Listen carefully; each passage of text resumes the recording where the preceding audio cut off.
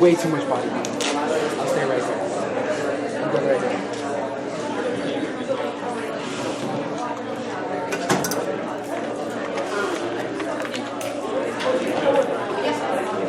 All right, does everybody have flow paper? Are you ready to go?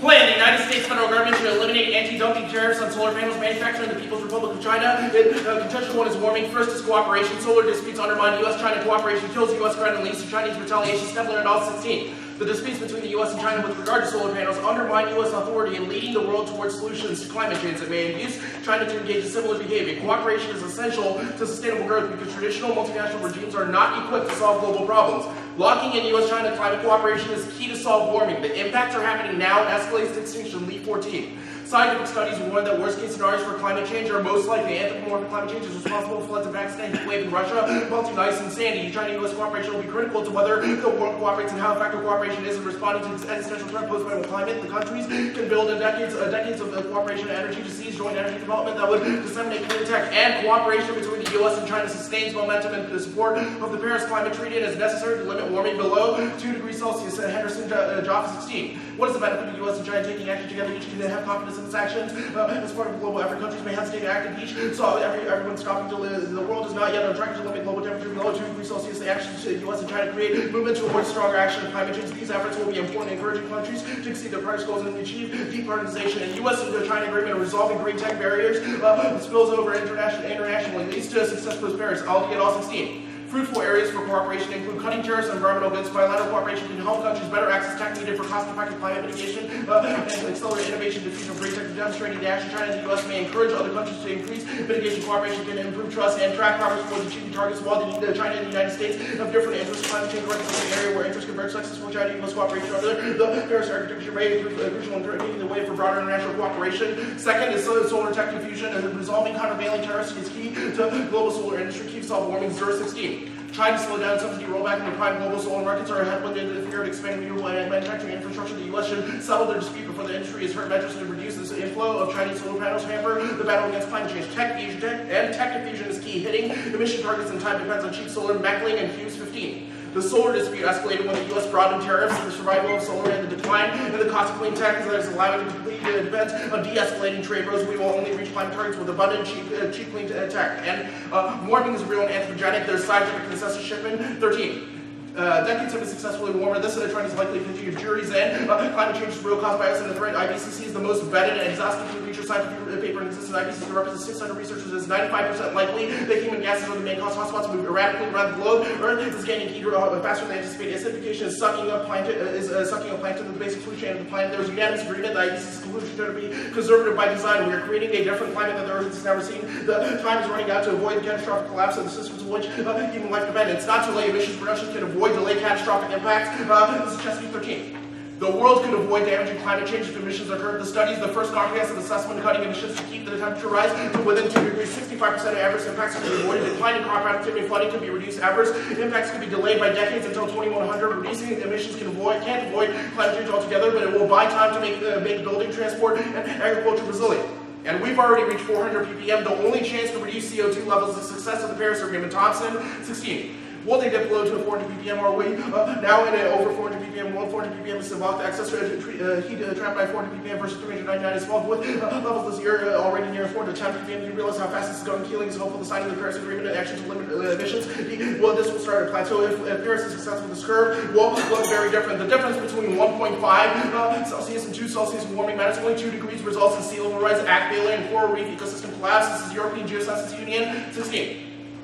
Researchers have found substantially different climate change impacts for global warming in 1.5 and 2 degrees. Additional 1.5 degrees means 10 centimeters higher global sea level rise, and all coral reefs being at risk. The half degree difference could have a detrimental consequence for crop yields, maize, and wheat yields. Will have reduced twice as much at 2 degrees. Limiting warming to 1.5 degrees will provide a window opportunity for tropical coral reefs to adapt to climate change. 2 degrees will increase. Would put all these ecosystems at risk. Sea level rise will slow down only under 1.5 degree scenario. Warming will cause extinction, but should be avoided before we reach the threshold. Roberts 13.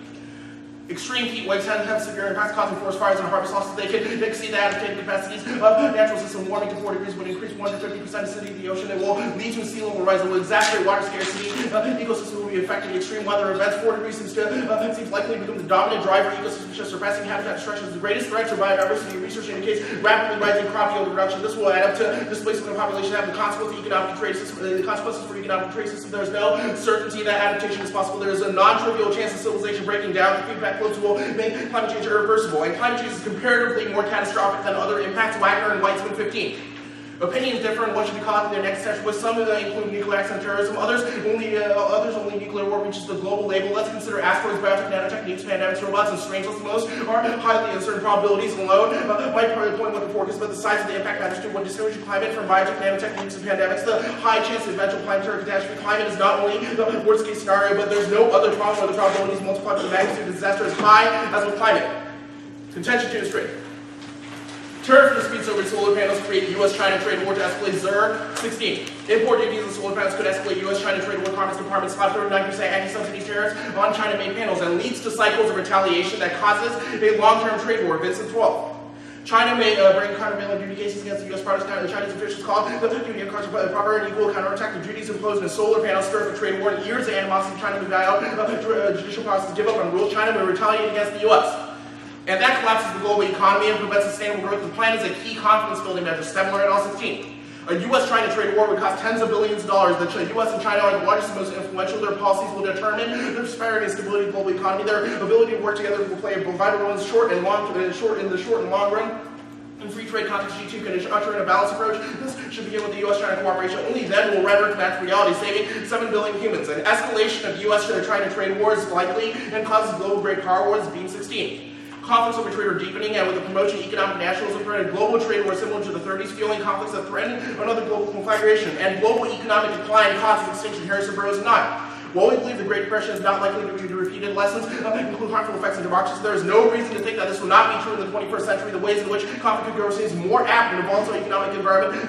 Terrorism and the appeal will decline if growth continues. The most dangerous casualty would be the Middle East. Low intensity conflict under a nuclear umbrella would lead to unintended escalation. Conflict over resources could reemerge. Perceptions of renewed energy security will drive countries to take action to assure success. This could result in interstate conflicts. Even if action short of war will have geopolitical implications. Cooperation is likely to be difficult in a dog-eat-dog war.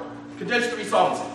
Now is a key time for the agreement. International pressures means they say yes. Stemler et al. 16. The trigger private sector buy and trade by the trade barriers and environmental goods must be lessened. This will reduce costs of green tech because the economic climate coupled with high emissions. China and the U.S. must lead. China appears ready to partner with the U.S. in brokering environmental accords. Chinese citizens have been rebelling with pollution. Environmental degradation has grown severe enough to challenge the parties governing mandate. The time is right for U.S. engagement. And the plan solidifies China trade relations, solving all other trade disputes. This is harmonious 16.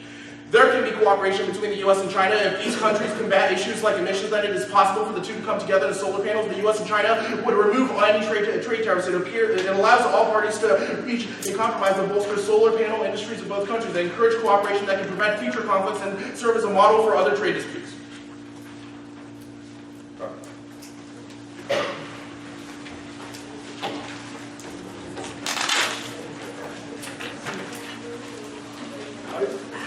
I just want to say I thought that was a great 1A statement.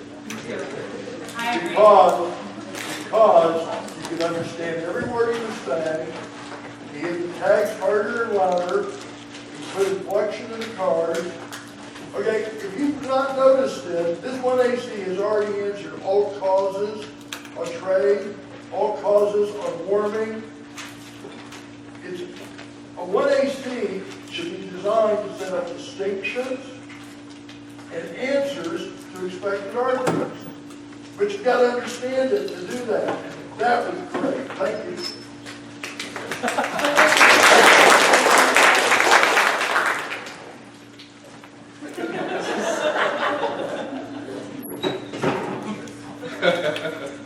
All right. What the plan seems to just eliminate tariffs on solar panels. What kind of tariffs? What kind of anti-dumping tariffs exist on solar panels manufactured in China? Well, all kinds of them. Just like no buying of Chinese solar goods at all. No, well, right now there are tariffs essentially, restrict our ability, restrict sort of China's ability to put solar panels on the market. On the market, not just the U.S. on the U.S. marketplace. Okay. Why is the solar tariff key? Why not just cooperate on a range of other renewable energies? Well, we have two advantages that explain why solar panels. So solar tariffs are key. Our warming advantage and currently piece of evidence says that solar tariffs are sort of the critical linchpin to get things like green financing and clean tech development moving. In terms of trade, solar tariffs are sort of the main thing that we're fighting with China over now. Well, So what about solar tariffs as preventing wind cooperation or even just domestic other alternate renewable energy? You know. Well, it certainly doesn't prevent like domestic stuff, but our sort of internal link evidence says that U.S.-China cooperation is important because the two countries are sort of the countries that have the most emissions and are sort of the countries that will influence other leaders in the world to change their. Why wouldn't separate domestic renewable energy programs still influence other countries? Why do they need to cooperate? Well, because global warming is a global issue, which means that if the United States and China don't cooperate, then other countries don't feel an incentive to even really try. Right, but global warming is also literally the amount of carbon in the atmosphere. If each country is independently reducing their consumption, why doesn't that resolve the impact argument? They wouldn't reduce their consumption if the U.S. and China didn't spearhead that. Other countries? Yes. All right. Why do they have to demonstrate green tech together? Why if China just built some like cool domestic kind of solar industry, wouldn't that jumpstart, a lot of other interest in? Well, that cool domestic solar industry wouldn't take off if we put tariffs on it. Like you couldn't buy their stuff really. Their own. Super expensive. They couldn't buy their own stuff? No, like if the United States put tariffs on it, they would. It costs a lot of money. Yeah, it would artificially raise the prices. Okay, so considering that China has rough control of more than 90% of a lot of the minerals that go into making these things, why do U.S. tariffs prevent a domestic Chinese solar market from emerging? It doesn't, it just won't work as well. Yeah. Why? You just explain that. You go ahead, sorry. China built their own solar panels. Yeah, and the Doesn't prices burn any fossil the fuels. prices would be high, so the industry would not be as great. See, it seems like, okay. It has to replace fossil fuels, right? That's the goal.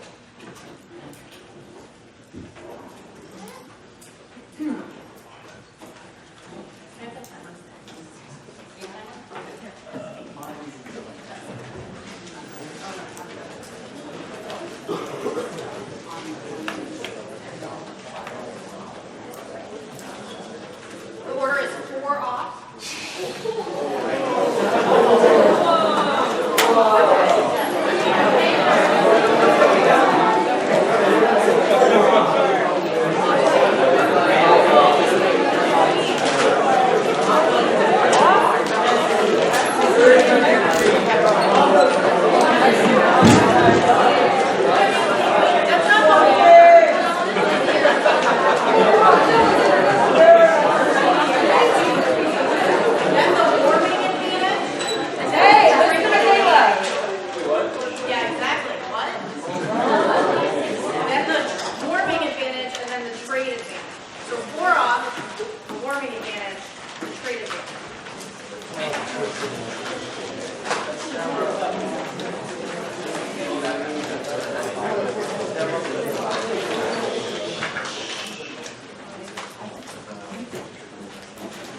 Everybody good?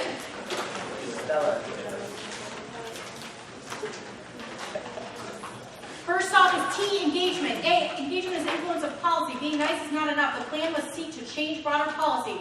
Crawford 9, engagement in statecraft is not about sweet talk. Engagement is not normalization. Establishing talks is just the first step. The goal of engagement is to change the other country's perception and to modify its policies and behaviors.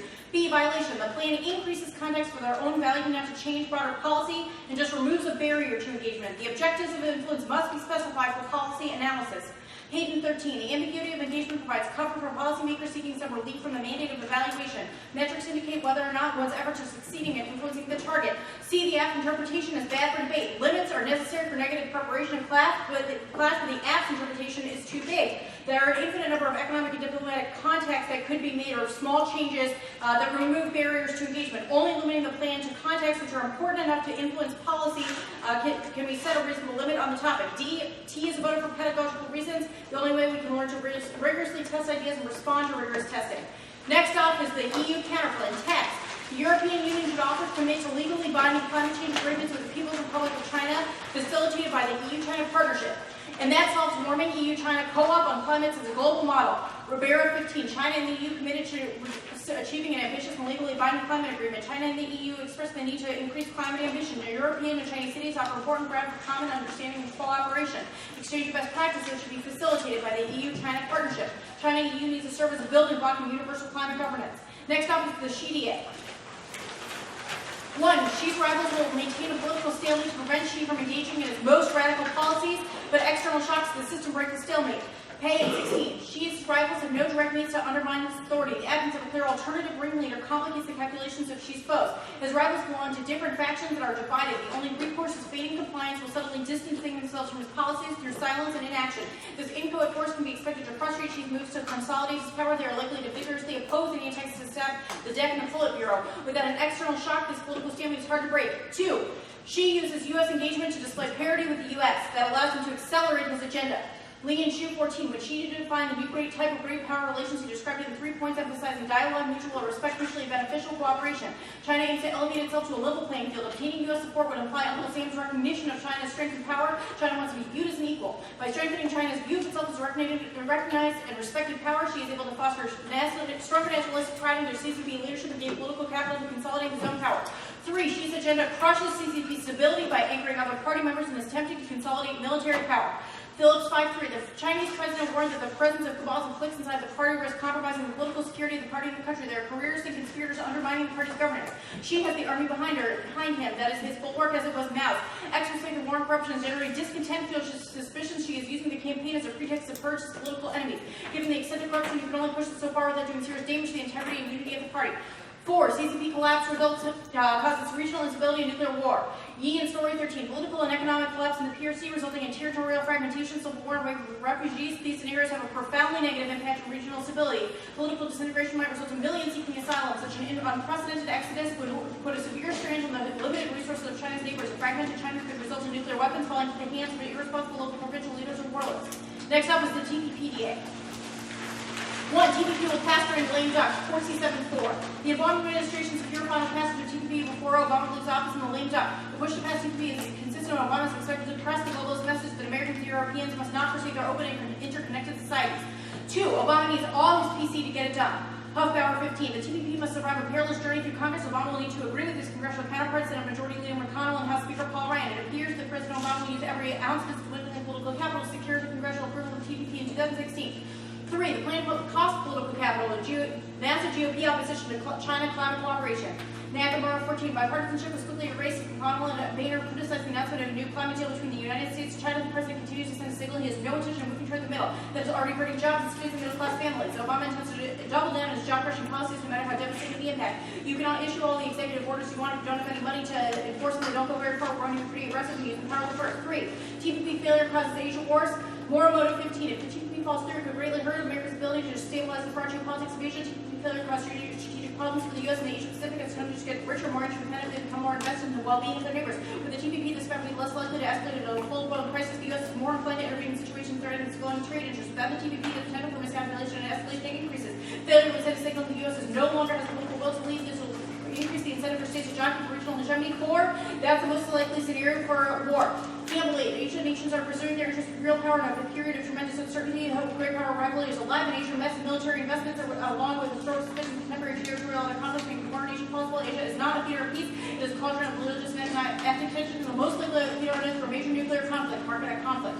Next is the warming advance. 1. Warming is decibel. There's no chance of getting below 350 parts per million. Pulsa at all in 13. Even if the emissions were to immediately drop to 0 levels, it would still remain above 350 ppm through the end of the century. CO2 is not just further reallocated. A permanent increase in CO2 is cycling around coals. It's not possible to transform our energy and industrial systems overnight. Current policies might imagine that such a trade increase over 50 years for your 50 CO2 tar instruments and limiting all human influence. 2. Parachutes should be sufficient to solve their impacts, or else the app can't solve. Their internal links are about cooperating with China. The U.S. and China committed to major reductions and the U.S. alone is acting on reducing fossil fuels. If those aren't enough to solve, then the app isn't either. 3, warming doesn't cause extinction. Geological reconstructions prove.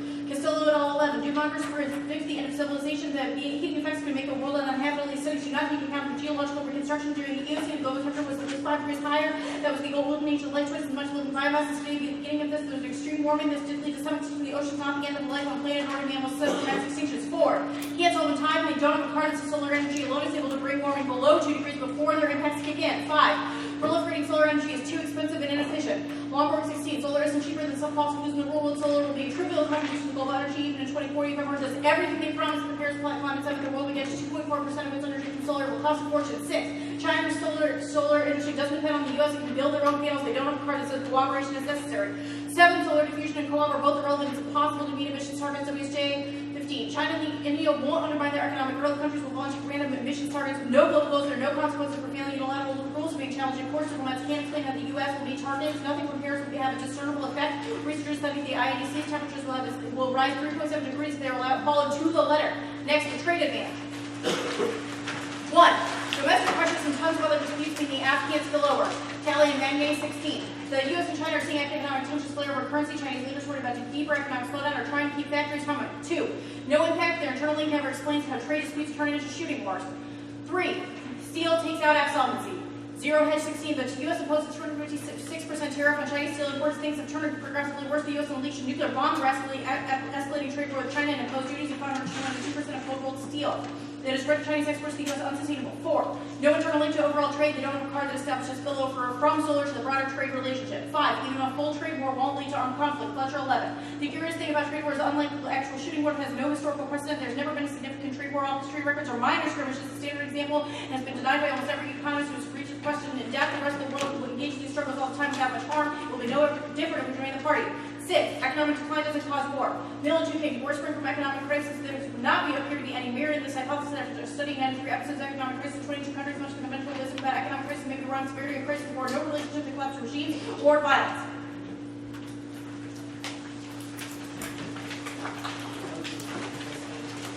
Again, really clear.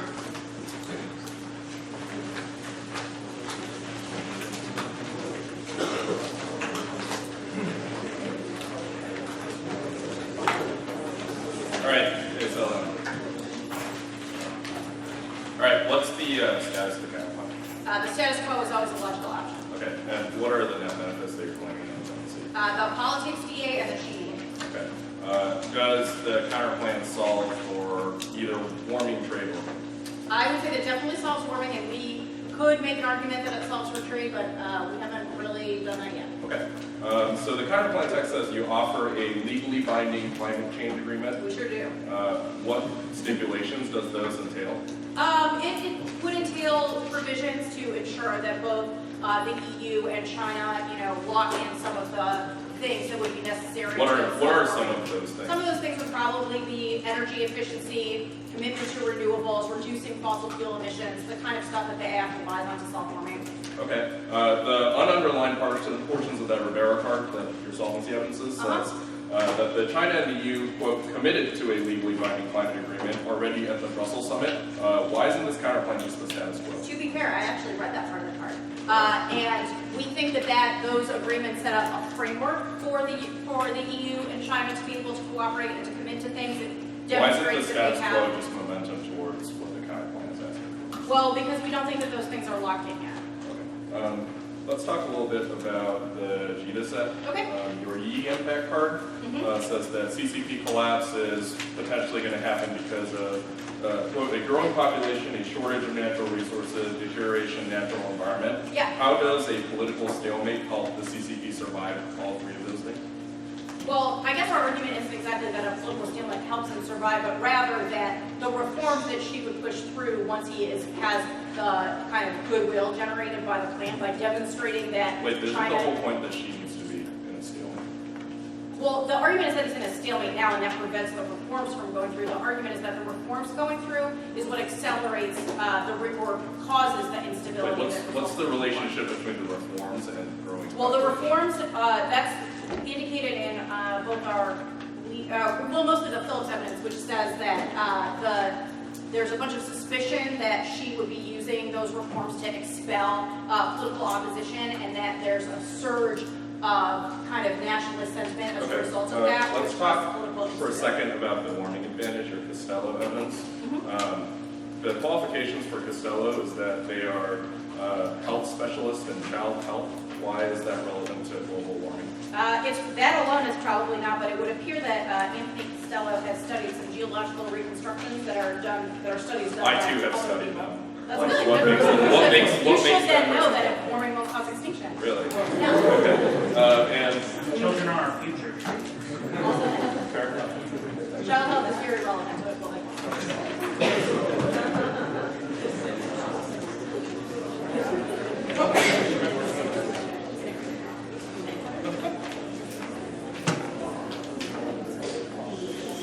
Yeah.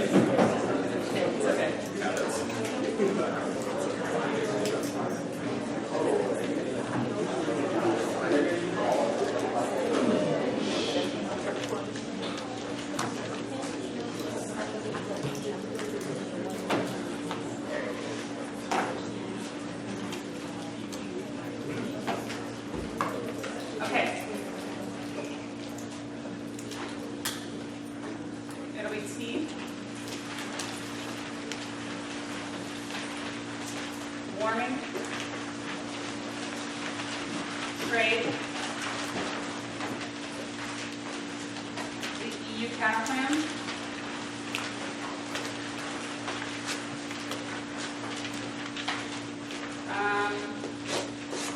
The G discount.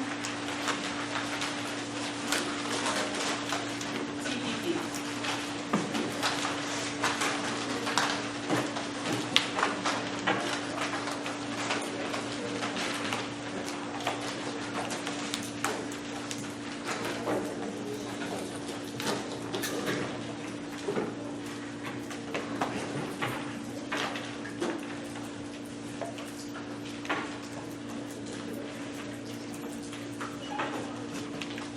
We good?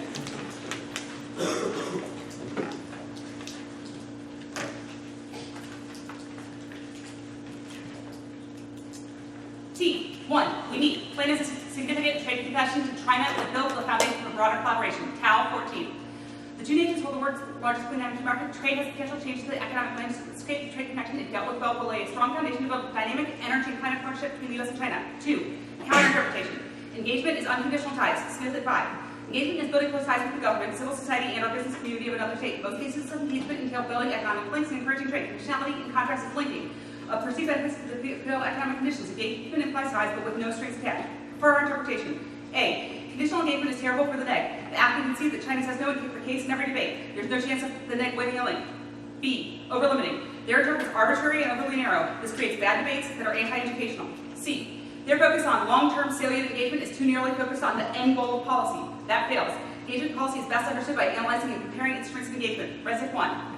Scholars have excessively narrowed the definition of engagement by defining according to the ends rather than the means employed. And space definitions inherit the study of engagement. Policy making consists of selecting from alternative means when defined as means. Policy can be easily compared in order to gauge which policy is effective. Scholars who define engagement as at the end of piece create a bias. Scholars using this low definition will be predisposed to conclude that policy is ineffective. 4. Reasonability. Good is good enough. Our interpretation doesn't need to be the objectively best interpretation, just debatable for the day, because the applicant went on T. Warming.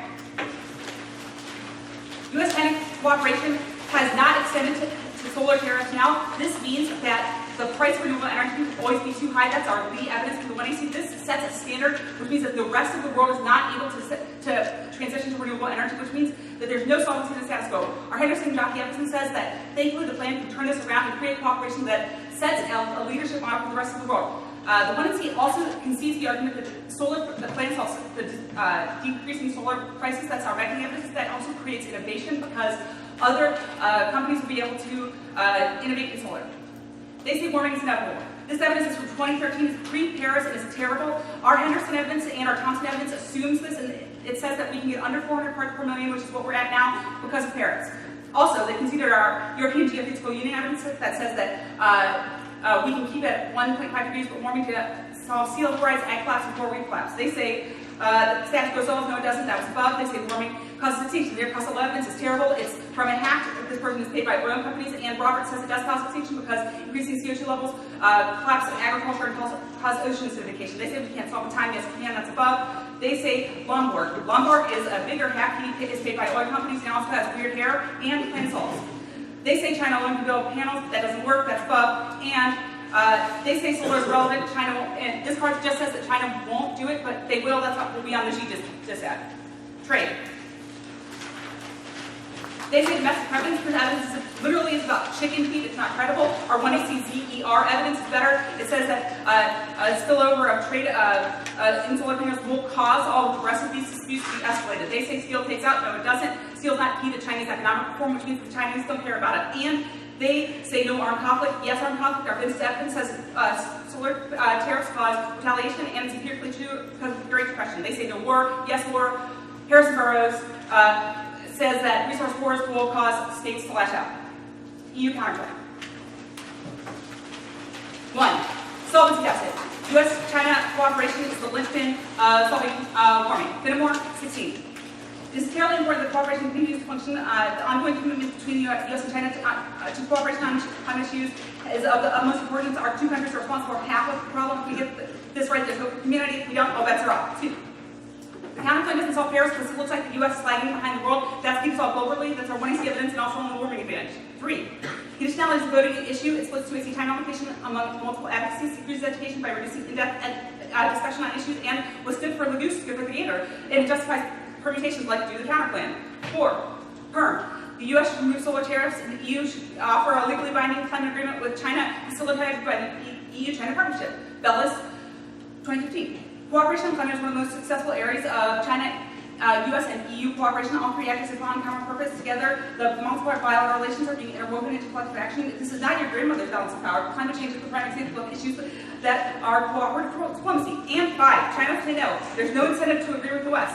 The Xi just that proves this. 6. Doesn't solve the U.S. The trade advantage. 3 impacts. 1. There's no solar tech innovation. Even if the counterclaim can force through agreement, the price of renewables will still be too high. 2. Trade war. Disputes between the U.S. and China. It doesn't solve the EU. Doesn't involve the EU. The counterclaim just makes the U.S. look worse. 3. Economic collapse. As well as economic collapse, the impact is Harrison Burroughs. 7. International fiat is a voting issue. It's infinitely regressive and the applicant to be prepared to debate for all 180 countries in the world. It's not real world because no decision maker can evaluate between competing policies by different governments, which also means there's no research or educational benefit to the counterclaim, and other than ground checks, they can just read the EU dissent. And 8. U.S.-China relations add-on. Climate cooperation solves U.S.-China relations. Cruise 15.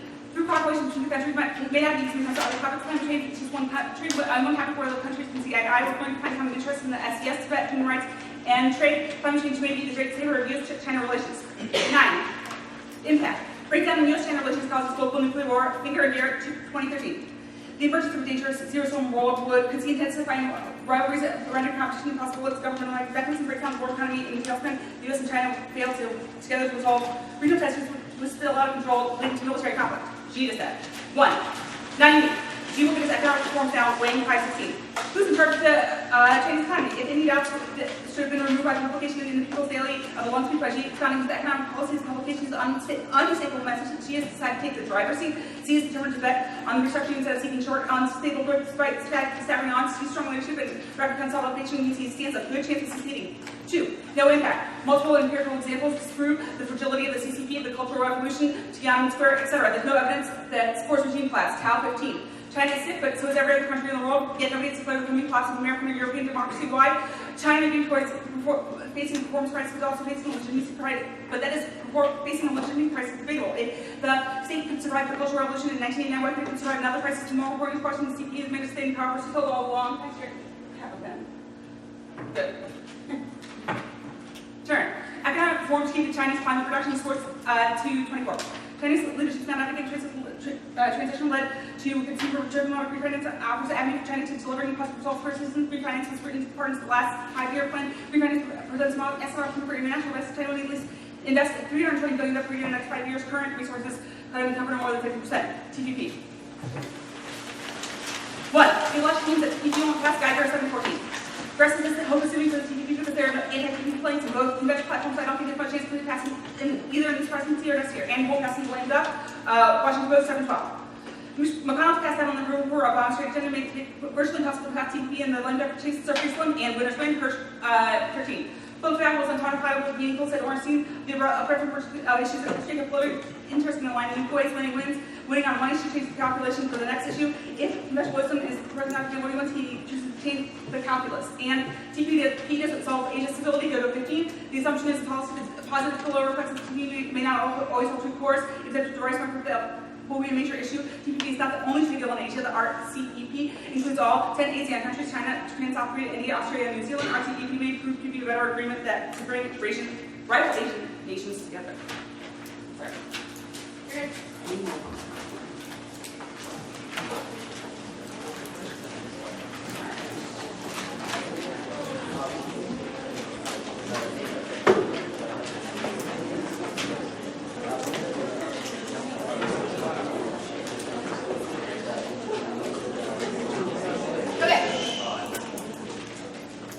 Theory arguments that I got include conditionality is bad and international fiat is bad. Is there anything I missed? I don't think so. Okay. And is there a reason that conditionality justifies permutations like permuted content? Because if you get to kick stuff, so do we. Okay. And is there a reason that international fiat is a reason to reject a team? Well, if you get to kick stuff, I don't know. Maybe conditional international fiat counterplans should be a reason. Okay, fair enough.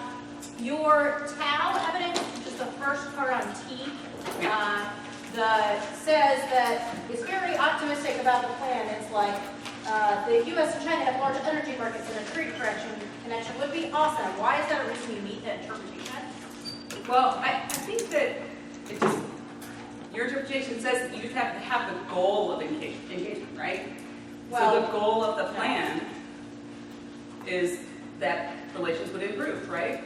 It kind of proves the argument our Resnick evidence is talking about, which says that if you focus only on the visual outcome, it means that almost all policies wouldn't be engagement because not all of them work, right? It means you can't compare between policies. okay, I think this card is just a description of the plan, but I'll move on. So the U.S. and China agreed to some substantial cuts at the Paris Agreement, yeah? Yeah. Is the rest of the world following those?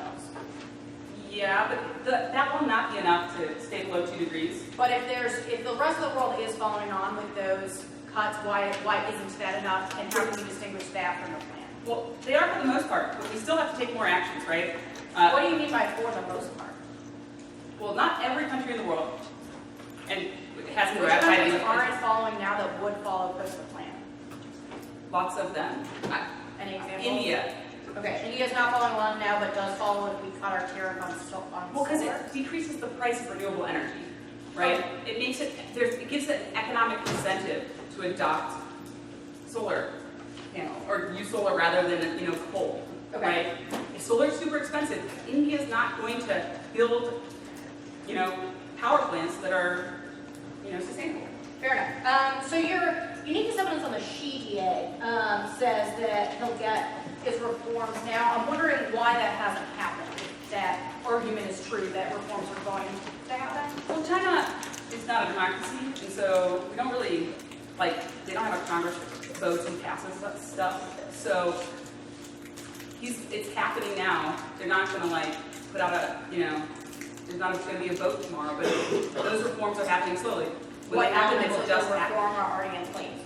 Well, it's a long-term structural liberalization. I think if that's what I understand, you're just asking. I don't think it's anything short-term, right? Okay. I'd And so also those like to things know are about making progress. the connection between those. No. Okay.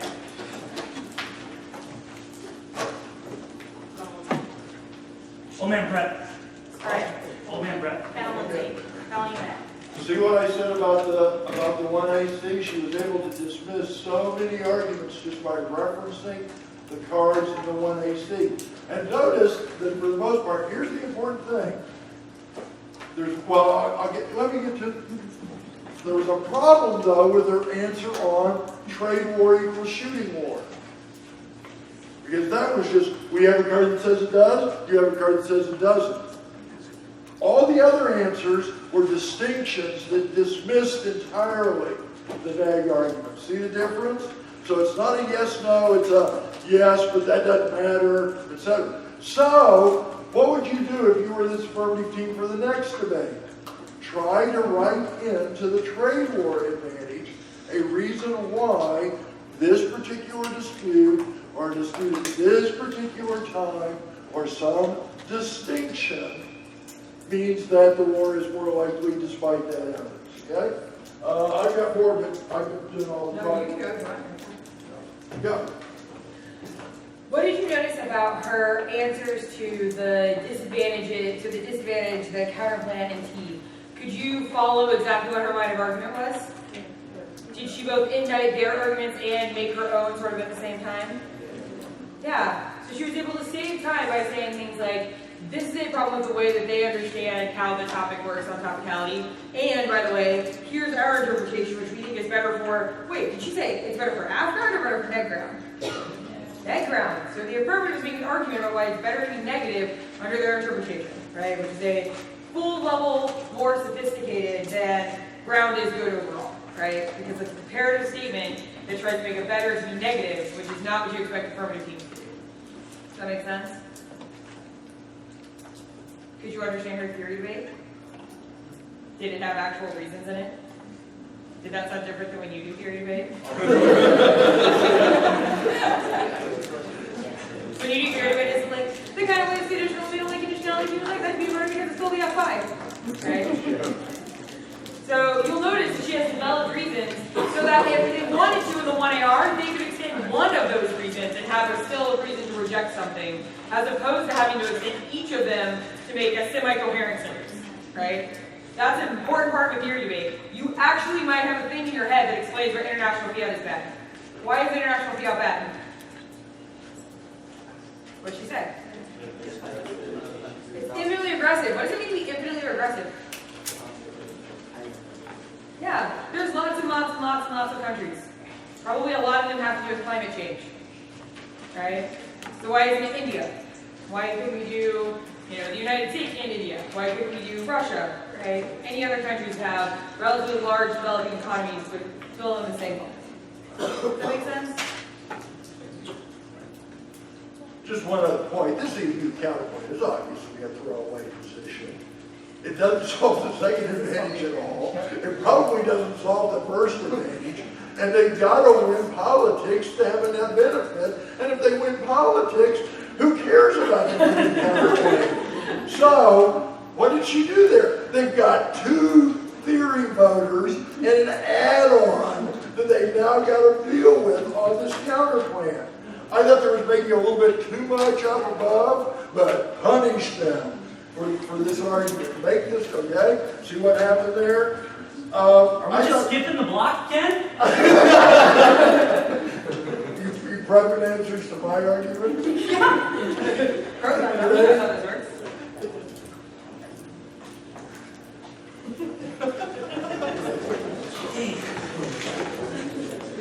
The status quo is always an option.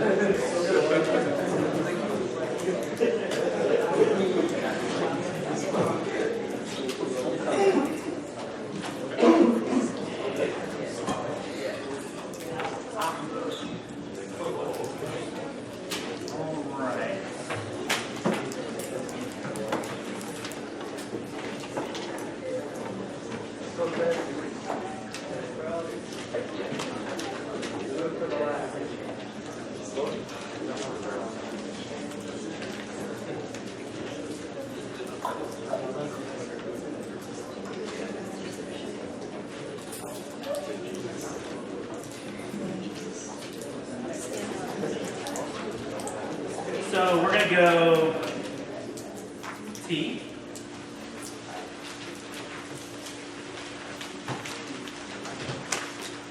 TPP.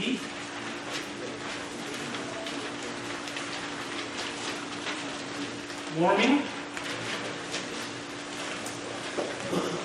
Trade.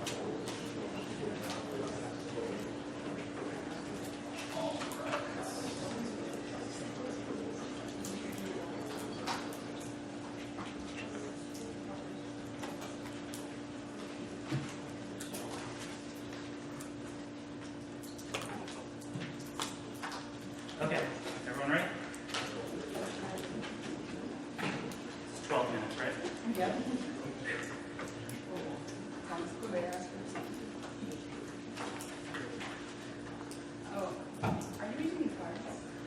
Yeah.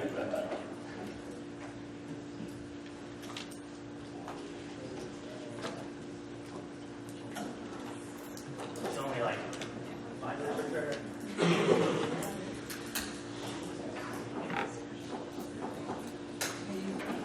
Okay. Ready?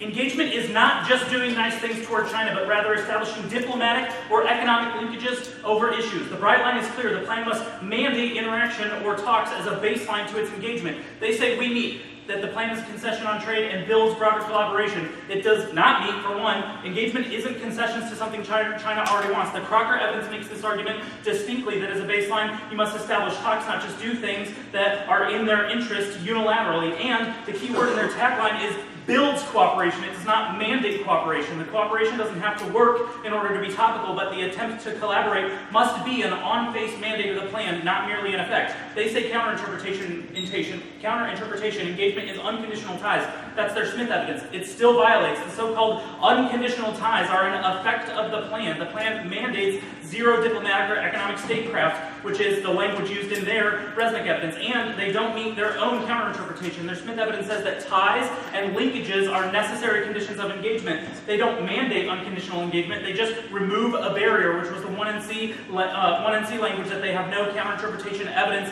about barrier in order to rebut. They say they prefer their interpretation because unconditional is better. We aren't going for must be a quid pro quo, which takes out the bulk of their conditional engagement bad arguments, but it must establish deep ties and contacts between the two nations. You cannot merely remove a barrier, otherwise you could just remove barriers that put Obama in a better mood to eventually engage China. None of those things would be adequate negative ground. It gets rid of a range of diplomatic and negotiation counterplans. It also sidesteps the terms diplomatic and economic in the resolution, which help prove that there need to be linkages and not merely cooperation. And if there's no functional distinction between cooperation and engagement, then why doesn't the resolution just say cooperation? We have to preserve a meaningfully distinct category in order to preserve negative ground. They say Resnick evidence. Resnick votes negative. The affirmative conflates long-term and sustained engagement with specifying the end goal of engagement, which our interpretation evidence does not require. Additionally, not all positive incentives are engagement. Resnick 1. A problem associated with various scholarly treatments of engagement is the tendency to define the concept too broadly. For instance, Chaw's definition of engagement as any policy whose means are non-coercive and non-punitive is so vague as to essentially any positive sanction could be considered agreement. Equating engagement with positive sanctions risks lumping together a variety of discrete actions that could be analyzed by distinguishing among them and comparing them as separate policies. They say reasonability. They say they don't have to have the objectively best interpretation, but they do have the objectively worst plan. It is entirely unreasonable. It requires no cooperation. A litany of negative arguments depend on linkages being mandated between the two countries, negotiation counterplans, adding or subtracting salient conditions, the vastly superior literature base about how to engage China rather than just merely removing barriers. It's also not unconditional versus conditional. It's whether or not the affirmative can merely do something that facilitates engagement rather than mandating engagement more directly. Politics. Not going for it. Conceded 2AC number 4. TPP does not solve Asian instability. Straight turn doesn't matter. Warning.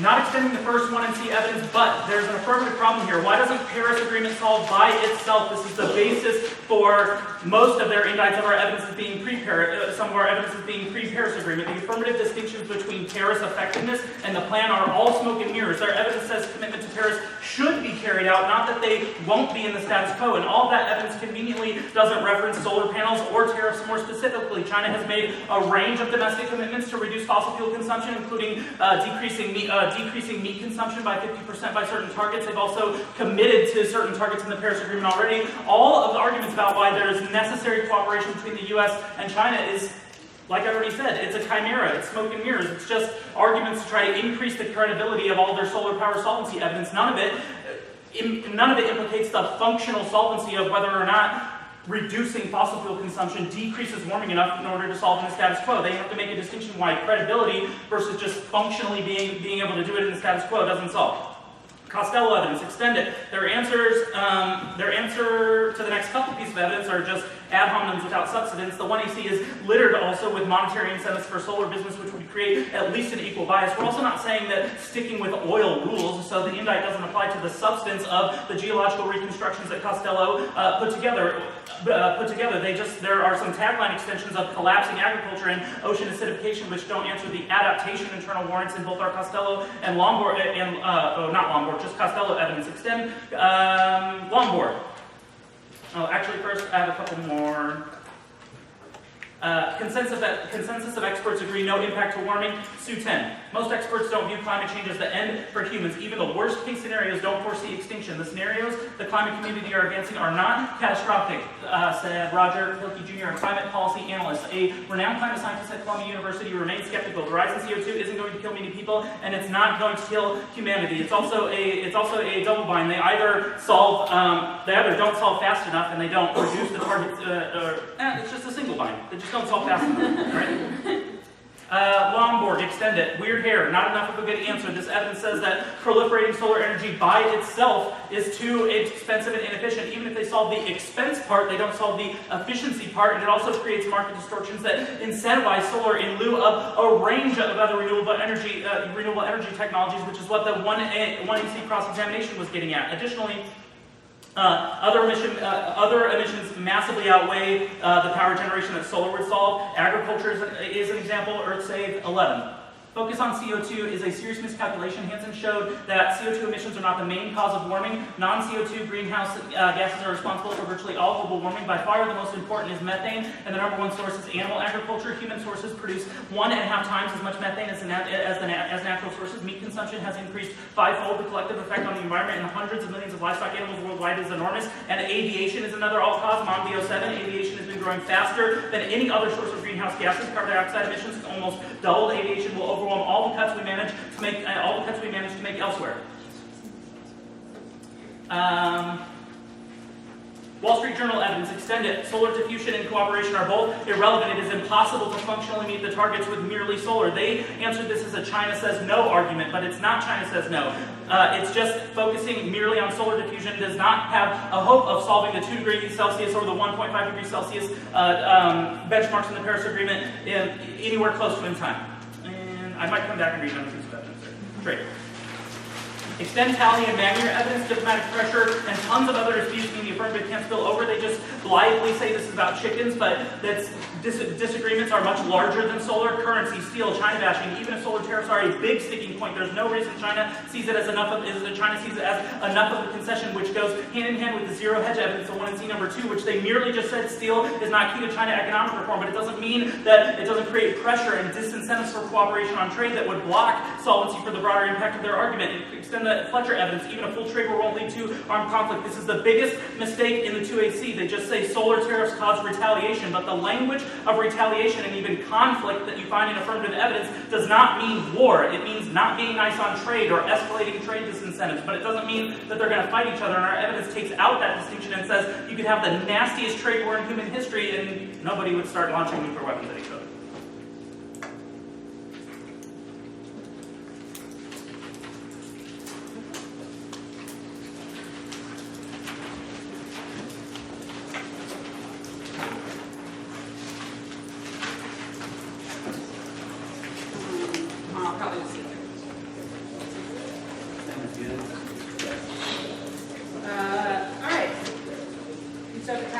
Yep. Okay, so say I wanted to do something with you. How can I force cooperation? How do I mandate cooperation? Can I make you do something? No, you could offer to establish. Okay. So how does the U.S. mandate cooperation with China? You know, it's not about the efficacy of cooperation, it's about the framework for cooperation. So if you wanted to do something with me, you could say, Crowe, you want to go to lunch? Which is distinct from saying, I can't go to lunch because I don't have gas in my car. What if I was like, Merely hey, gassing up your car is not you want to cooperation. go to lunch, I'll pay? Does that seem like it would still be cooperative engagement? Closer. Okay, fair. I Cool. accept. What acts are deep ties? You know, deep is maybe a misnomer, but any Okay, I'm just going by the language of the 2NC. Well, So- I also said sustained and Okay. long term. Okay. So I think that it has to, Any it of can't those. just be a one shot, this for that. It has to establish a Yes, I'd like framework. you to give me an example of one of those. Well, an example in the context of the app would be, instead of just lifting the tariff, say, China, would you like to cooperate, would you like to negotiate a range of bilateral fossil fuel emissions cuts? I mean, And are we we can already negotiate doing the two. that? That's a problem with adherency for your app, not topicality. No, well, no, that's why that version of the app isn't the one we're reading. Well, that's a substantive isn't there decision an that you existing- made. It doesn't make your app topical because it doesn't solve. Great, cool.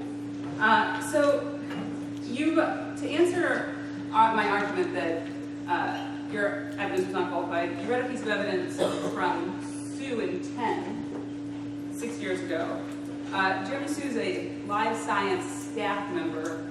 What makes him qualified to talk about the question of whether or not climate change causes extinction? Well, I mean, we didn't cut that evidence for his qualifications. He cites other policy I'm analysts. glad you brought that up. What policy analysts did you talk about? Oh, I even tripped over the name. Roger Pielke. Roger Pilkey, great. You know that there's a lot of criticism surrounding Roger Pilkey and his science. I mean, he's one of the I don't know that. Koch brothers founded. Never heard of it.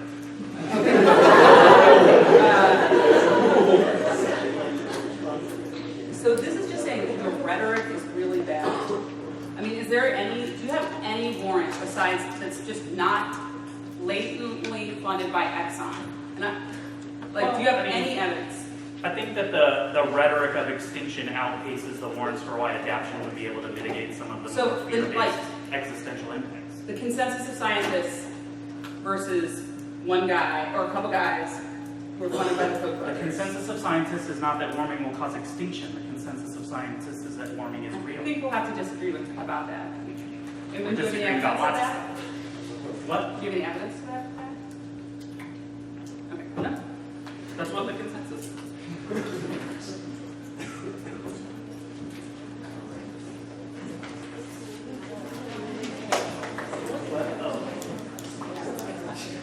Okay, the order is the counterplan and the CDA.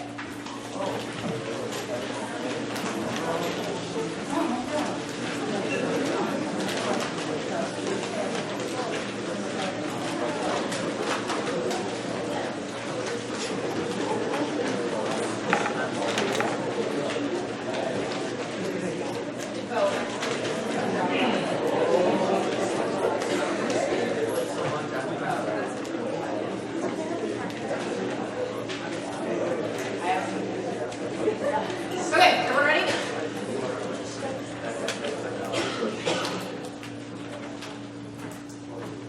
Counterplan, Kansas psychic, we're not going for it. You can see that it doesn't solve terms of this intensive competition. Now, conditionality is good. One logic, it's illogical to stick us with the counterplan if the status quo is a better option, and logical thinking is a key portable skill. 2, negative flexibility, it's key to react to tweaky tricks. They put the negative in a straitjacket, which assures any possible fairness claims. 3, advocacy teaches them to fend off attacks from all sides, which is required by real-world advocates. 4, argumentative flexibility, they cause risk aversion to arguments instead of experimentation, which is important for balanced education. 5, info processing, this makes the app filter lots of different kinds of information to decide quickly, which is an important skill. 6, the impact is inevitable because all arguments are conditional, not just advocacy. 7, you should reject the argument on the team. And international fiat is not a voting issue. It is a reason that the counterplan is not theoretically legitimate, not a reason you should vote against us for reading it. Now the relations add-on. 1, their evidence is highly speculative. It says it would be good if cooperation boosts relations. Not that the plan itself does that. 2, the status quo solves. Relations are awesome. TNC 15, we're 6 months away from President Xi Jinping. We wouldn't know what the number of bilateral meetings to focus with global world government threat, potential to U.S.-China cooperation, global issues, equivalent Korea, Iran, Afghanistan, marks a new era of cooperation. Relations of global component is only increasing when it comes to security. There's much common ground. And lots of causes to relations. The trade advantage proves that. Sorry, that was number 3. And number 4, no impact relations are resilient. Shin 12, China's consistently expressed anger and taken countermeasures to U.S. arms against Taiwan, offshore spying, investments in Korea, and has given that China has established comprehensive international relations. Is ultimately China will turn from diplomatic and political negotiations to coercion, military tech challenges to development interests will provide you with dynamic opportunities for cooperation between the U.S. and Navy and feeling with stronger and better force grasping capabilities. Now the CDA. The dissent outweighs the terms of case. One sees the peak collapse causing nuclear war. That's key in story political disintegration destabilizes the region, making nuclear weapon use likely. That happens faster in the app because the link is perception-based. The app China makes it look like she successfully achieved parity that the U.S. allows him to force through his political reforms. It's a lot quicker than the ability to diffuse solar technology and solve warming. You should default to the faster impact to live to fight another day. 2, it turns trade crisis in the CCP, makes trade disputes more likely to escalate. There's no mechanism for stability in the relationship, makes protectionists more likely since the leadership wants to preserve power. 3, turns warming, makes solar tech diffusion and international leadership will climate less likely. My house is set on fire by the PLA. I'm not stopping to take the solar panels with me. 4, it turns relations. CCP instability makes a solid relationship with the U.S. impossible. She will sell out the U.S. to make stuff look better. 5, nuclear weapons use turns warming. Shaw. And 6, nuclear weapons supposedly bring this much to the Earth's environment, even a small war that quickly devastate the world's economy ecosystem, detonating with just 0.03% of the world's arsenal, allow enough soup in the atmosphere to create climate anomalies, much greater than global warming. 6, causes actually I'll come back to that. Now, they say not unique. Well, 1, no reforms now, or 1 NCP evidence says she's Roberts will frustrate moves to consolidate his power. Only an external shock can break the political stalemate. 2, despite she's powerful, he can't get his reforms through the status quo. In 16, observers of the Chinese economy can be forgiven for the puzzlement over our apparent paradox, where China's most powerful leader since the country's policy appears to be fine, which is radical structural reform for she's nuclear little has happened, but despite this apparent disconnect between she's counter and the difficulties encountered in executing reform, the political stalemate and she's the corruption to drive this frightening alienated many Chinese officials. They also have not answered the argument that they have conceded as part of the dissent that is about why the plan bolsters Xi's credibility and enables him to get through these reforms. They should have a low threshold for their likelihood of uniqueness in the lake. Now they say the CCP is resilient, but first extend our 1NC Phillips evidence. She's reformed splinter party cohesion cause political purges that undermine stability can guarantee collapse. The resilience evidence doesn't assume the crisis caused by unprecedented anti-corruption efforts. Rigid control has been the backbone of CCP stability for decades, and there's a low threshold for an internal link. CCP stability is on the brink. Anti-corruption report pushes over the edge. GM 15. China's political system is badly broken. She's hoping the crackdown of corruption will show up with parties' rule as despotism severely stressing China's system and society, looking at closer breaking point. China watches been on high alert for regime became climate time to use China. The engine of the Chinese communist rule has begun. Communist rule will be highly unstable and unsettled. Communist rule in China is unlikely and quietly single event is unlikely to assure us peaceful implosion despite the ability to retract investing in violence, overplaying his weak hand, and deeply advocating military constituencies. And we don't have to win total CCP collapse to access the impact because increased military assertion causes regional instability and makes all impacts more likely. It also causes the military to take over, which causes a bunch of hostile escalation. Now, group the turn. One, they can't access this turn. Their evidence is about environmental reforms that are already underway, not the anti-corruption campaign or 1NC Phillips evidence is about. 2, the impact short circuits, emissions reductions. The parties of crisis, there's no way they can maintain the necessary commitments to get emissions under control. 3, instability ensures these reforms will fail to solve. Appears to falsely used GWPC. And 15, CCP is higher priority of self-preservation with economic equality. The last thing they want is to halt its economy, curtailing false people wishes economy to consummate combat. Whereas the existential threat the parties will the China will commit to is to continue to improve the energy efficiency of its economic goals pursued independent of global warming and doing so the China has to increase its GDP along with all of the yields. 4, that evidence doesn't actually say these reforms will solve in the status quo, just that they're aimed at combat. If they succeeded, it would be good, but they doesn't not they'll actually achieve the targets. And if they win this argument, it takes out the act because it proves lifting the solar tariff is unnecessary to solve warming.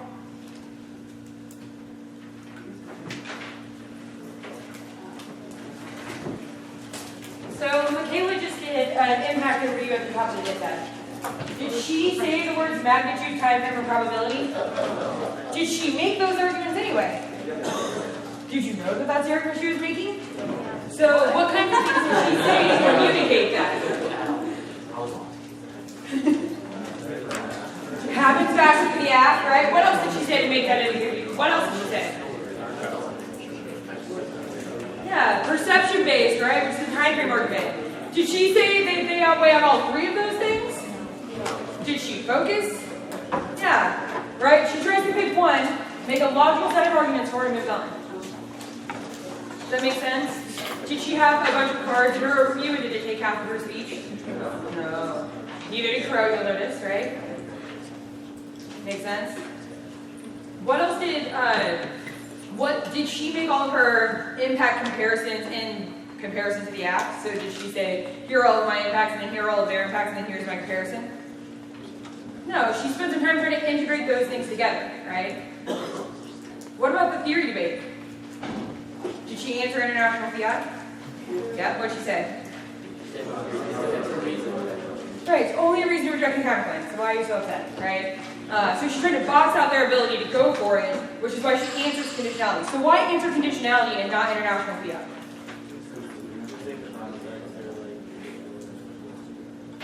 So, because one reason is, in cross-sex, they were like, look, conditional international fiat might be a way we combine these things, right? Absolutely. Why else would you have to answer conditionality? Just kind of gut check, truth condo is more abusive than international counterclaim. You don't go for it. If they don't go for the international counterclaim, then you're not really just harmed all that much, but you make a legitimate argument for conditionality.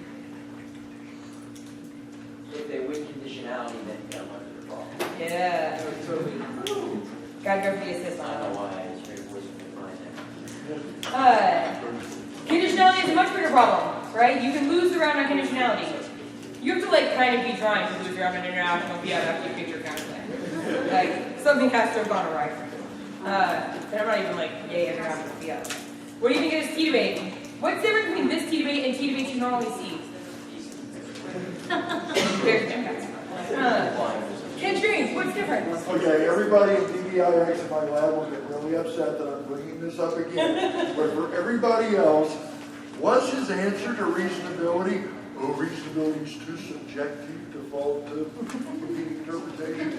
No, because that's an unwinnable argument. Okay, I promise you, this debate between standards of reasonability and competing interpretations, nobody ever wins those arguments. You both indict the other standard, it has no defense of your standard, no one wins those cleanly. What did he do? He said, you are unreasonable. He co-opted their standard. That's what was in the shell. It said, you're bad for debate. That's not subjective, that's a debate standard. Can't do this, okay? This was like dismissing on distinction, a lot of that 1NC stuff. Same thing here. You say reasonability, we say that's irrelevant, you are unreasonable. So don't get into yes, no, go for the bigger arguments and assume it. He did that a lot. He said they don't meet their own counter-interpretation. How many of you ever made that argument before? It's pretty powerful, right? Not only do you not meet ours, but you don't meet yours. Is he making reasons why the negative interpretation is better? What's the reason the negative interpretation is better?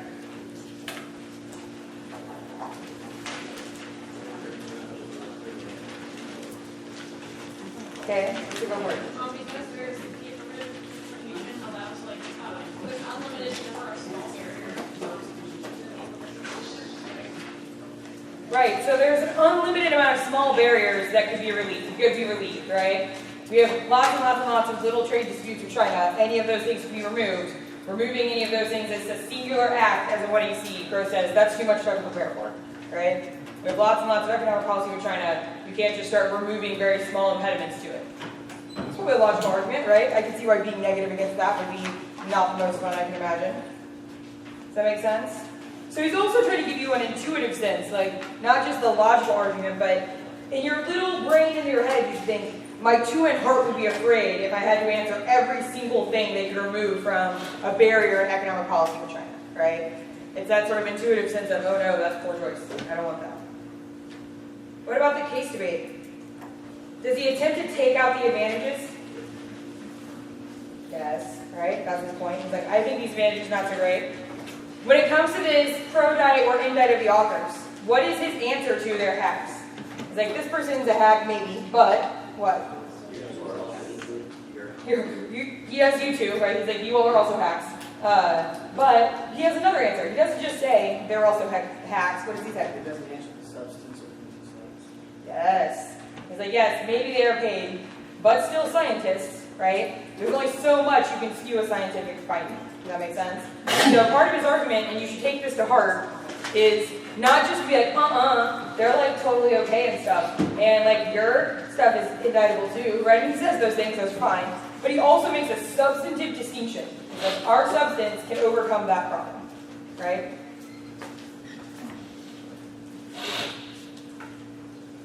On the case, I generally would prefer more evidence, but Crowe's old. he was too slow. Yeah. But the one card he did read, I want to make important. Do you want me to read one of the cards? You want to say for extinction. You'll notice this is a common theme developing out of all my comments.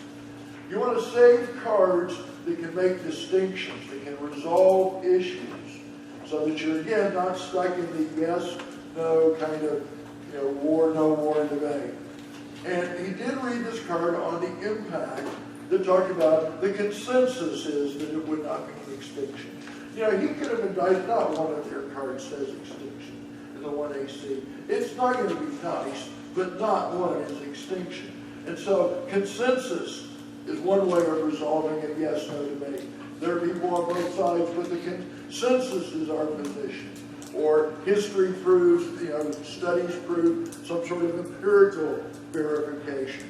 Ways of getting out of the yes, no, tis, taint kind of debate. And I think if you select arguments a little bit more and read more cards, then you're going to put a lot more pressure on the 1AR because they have to answer those things rather than flip down some of the arguments that have already been made. You'll notice that Chris Crowe, despite being too slow to read as many cards as, possibly as coaches and judges do, and probably even as a coach more than you with success, he did always layer with examples. So anytime Chris wasn't going to read a card, he didn't let it go with just the original argument. He added layers of analysis by saying things like, other tariffs and blockages matter, steel, China bashing, right? All these other things that you sort of have an idea of what those are in your head. He's saying, look, these are the kinds of things that also block this problem or create this problem. It means that even when he's not reading evidence, he's still adding to the argument, and not just like words, but actual substantive things that should help a 2-R who wants to take out that advantage, or at least mitigate it so they can go for a disadvantage, right? Is there only one way to win the negative debate at this point? What could they go for in the 2-R to win? My lab, we did this yesterday. They have a couple of ways, right? What could one strategy be for one 2-R? T, right? So you go for T. So that's way one. What's the other way? DA in case. So you don't know which of those things is going to happen at this point, right? If you're a 1AR, you could guess, right? But he didn't do the thing that I often see people do, which is, I'm going to kick the politics disad, or I'm going to kick the politics disad and the other disad and go for the counter plan T in case. What's wrong with that? No benefit. So what does that mean the 2-R has to go for? D, right? You give up and you very clearly telegraph your 2-R choice because you are thinking head-to-head about whether or not you have backup plans, right? Also, you don't know if the 1AR is about to get up and have like a bunch of new cool arguments that you haven't thought of yet that might be true, right? And even if those are new, that's going to matter. So you go following that kind of line of logic. People do it all the time. Anyway.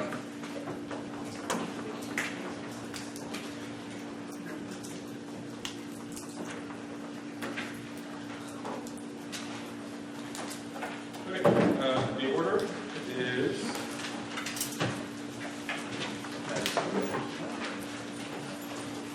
T, trade, forming, EU, Sorry, what was that?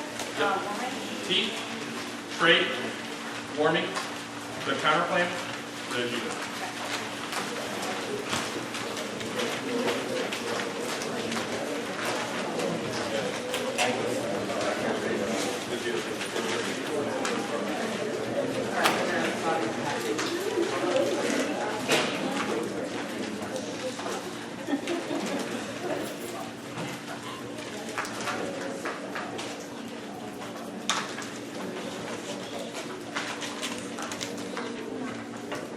Good to go?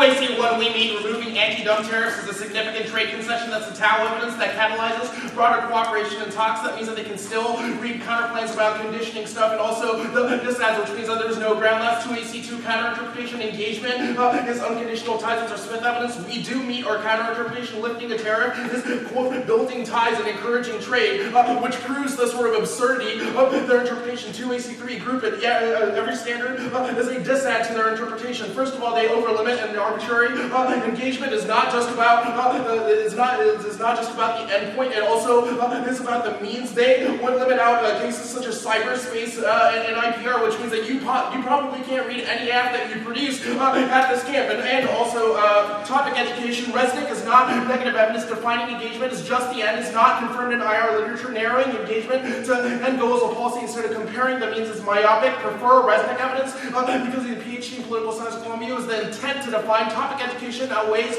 some of these fairness arguments. Even if there's an increase in affirmatives, artificially skewing the definition of engagement for the purpose of limits teaches us the wrong things about U.S. engagement with China, which makes us myopic foreign policy advocates in the real world. That's the only portable impact. And prefer the means rather than the ends to distinguish economic policies. Baldwin 85 economics take off emphasis rather than means rather than ends. This usage is close to ordinary language. Bombing nuclear reactors is not nuclear warfare. Bombing factors should not be economic warfare. Economic statecraft treats instruments as concepts, facilitating distinction between undertakings and outcomes. And 2AC4 prefer reasonability over competing interpretations. They lead to a race to the bottom that cries out substance. We are reasonable because their interpretation is not reflected in the lit.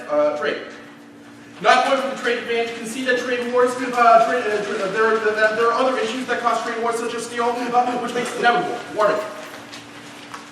1 and C2, they say that Paris and China alone will solve. That's not true. Our Joff and Henderson evidence indicates that cooperation is key between the United States and China to create momentum for Paris, which means that Paris alone is not sufficient to solve. Even if Chinese meat consumption has gone down, that's not sufficient. That's why United States action is key. Our ALDI evidence indicates that U.S.-China interaction leads to modeling from other countries, which means that we allow for more global changes than climate change. 1 and C3, they say no warming impact. Our Costello evidence is a child health professional, which is the wrong type of scientist. You wouldn't go to a geologist to treat your cancer. Our Sue evidence is even worse. It's a random life science writer. Our evidence puts the IPCC, which is the most comprehensive study known to science, and they've conceded two external impacts to warming. There's an ocean acidification impact and an ag collapse impact. Even if they're right that, for example, hunter-gatherer societies lived through the Eocene, that does not mean that in a world without agriculture, modern society will continue to exist. They say mitigation doesn't solve fast.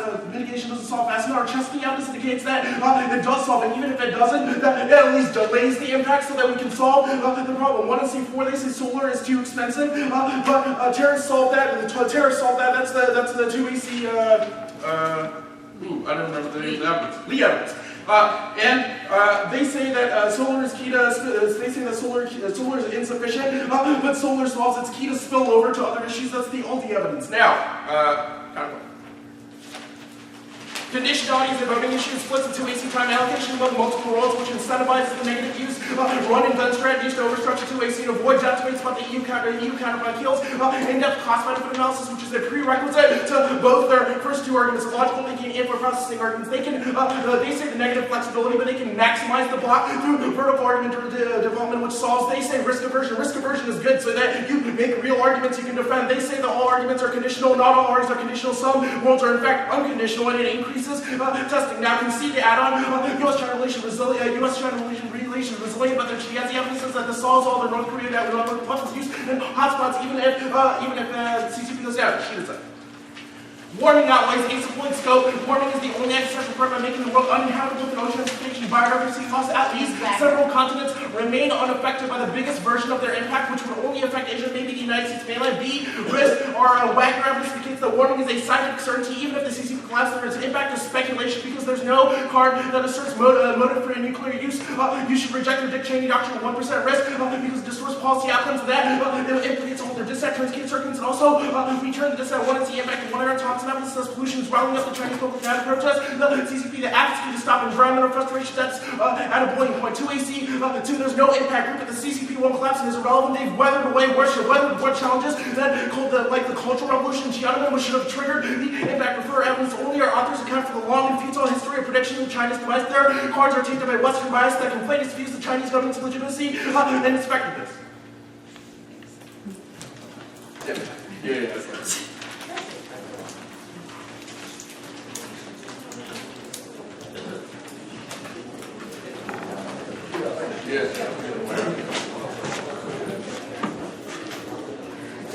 I really think a weakness for most high school debaters is the absence of line-by-line argument. That 2AR and 2NR, we talk about their arguments and never reference the opposing arguments don't resolve arguments. That you're going to win a lot more debates in those rebuttals if if it's a they say but and you go down the list, and that forces you into resolving the argument. The one time though that embedded clash is necessary because of time constraints is the 1AR. And I thought he did a really good job in one instance, and there's another instance I'll point out he could have done a better job. Notice what he's doing on T. On T, each time, he doesn't reference their arguments, he referenced the 2AC argument, and then made his arguments in response. Okay, it saved him time. So all he did was get you to a spot on the flow and make the arguments. And now you'll have the 2AR, you can apply those and resolve the arguments. So that was very efficient with those references. But when he got over to the counter plan and this theory stuff, he started specifically referencing the conditionality argument. If he had enough time to do that, maybe he might have spent that time better elsewhere. One thing you can do with this is what I call group and parallel. So instead of saying, they say flexibility, but they say risk aversion, but just incorporate that in your arguments and just go down the list. Negative flexibility should not be a standard because risk aversion is not a problem, okay? So that you answer their arguments incorporating their language so that it's real clear. So don't refer to their arguments any more than you have to in the 1AR. He did a good job on the case of picking the important ones and dealing with them. And there, I think the reference is necessary so that you know where he is and so on. With these off-case arguments, you can spot the 2AC and talk, or you can incorporate their language and talk. And that way you'll be a lot more efficient. But again, remember, that's only the 1AR. Nobody possible. Yeah. What did he go for against the Sheeta sentence? What's the app strategy here? Case out ways. Why would you go for case out ways? Say that later, or say that louder. Right. Even if you lose defense to a lot of them, they get defense on if the case out ways, all of that doesn't matter. Yes. So you can not win huge pieces of offense against the disadvantage, and this disadvantage is structured to not be able to win a huge piece of offense, right, or to at least make that difficult. So they're going to weigh the most well-developed part of their affirmative. Why do they kick trade and not climate change? One's probably more probable, you want to give a no impact on the DDA. So they wanted to go for probability, right? Michaela sort of extends a time frame analysis, right? Sheree says probability, this is certainly happening, will definitely lead to extinction, but then makes a distinction about magnitude. So we're listening to a distinction debate about magnitude from the 1AC on. What's that distinction? Hang on, go for it. It outweighs all the other effects because all the other effects are based on the speculation of what could happen and when it could happen. Yep. So we have a distinction between a 1% risk of an impact, which is evidence they were using 1AC, right? That evidence is extended on to say, look, that means that you can't refer to these sort of like ridiculously improbable world of CCP collapse, which is why they go for that piece of internal link defense. And then they're sort of like, we know this is happening, and your own disad doubles down on that by saying people are rising up in China. Part of your instability warrant is that climate change is causing them to rise up, right? So they're trying to multiply the effect of an argument that starts in the 1AC. They're not just making a bunch of new things. They're adding layers using negative evidence and their own evidence to build an argument. That's super important when you're not going to read 5 cards, right? If you're not going to go in and be like, I got 5 cards to read on this, I'm going to bury them, then you have to be able to layer evidence and reasons from evidence and use collective sort of arguments throughout the debate. Does that make sense? So there's a clear affirmative strategy if they go for the disadvantage, as opposed to trying to extend a little bit of everything. Does that make sense in terms of 1AR choice? Where did he read a piece of evidence? Topicality, right? Why did he read a piece of evidence on topicality? Who does that? No, why? Seriously, why? Why would you do it? Because it's probably more likely to see the straps, so you put more on it. Right, so he's behind on cards on evidence on topicality. They have less sort of evidence and examples going into that part of it. But because of the 1AC and the collected examples, they have some more evidence on this question of whether or not warming outweighs. Now, if I had been in that one area, I'm pretty sure he had a prep, and just is slow like the rest of us because we're old and don't do speaking drills anymore, I would have brought another piece of evidence on CTP won't collapse. Right? That would have been the goal. It wasn't the queue. Yeah. Like I said, we're old and don't do speaking drills anymore, so cut some slack. You all have no excuse for that. But so the evidence on the T debate is in part to say, look, there is a piece of this argument that we could use some more backup for, right? And that an example doesn't just quite get it done. You'll notice both with all of these T speeches, they don't just come with sort of a like generic argument about why it's more limiting or less limiting. In fact, what kinds of acts do you not get to read if you go for the negative interpretation?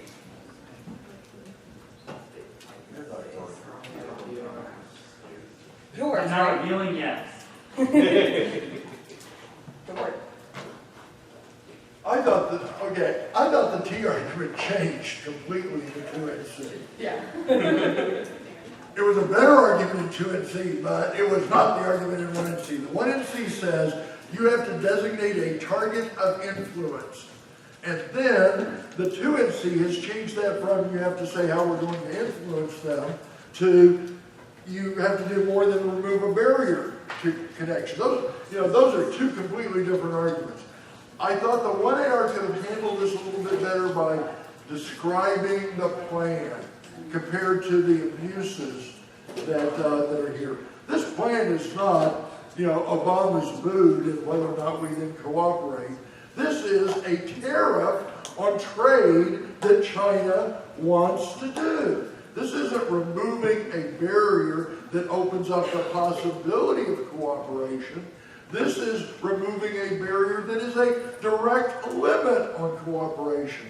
And I think the we meet would have been the easy thing to do. But I would have whined about that the argument had changed. Yeah. What's the virtue of pointing out the argument has changed?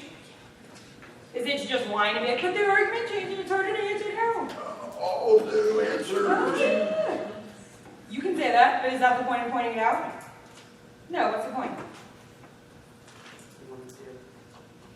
It's the way the depth of the argument because it's changed, so they don't have that much backup since the 1NC and the 2NC are so different.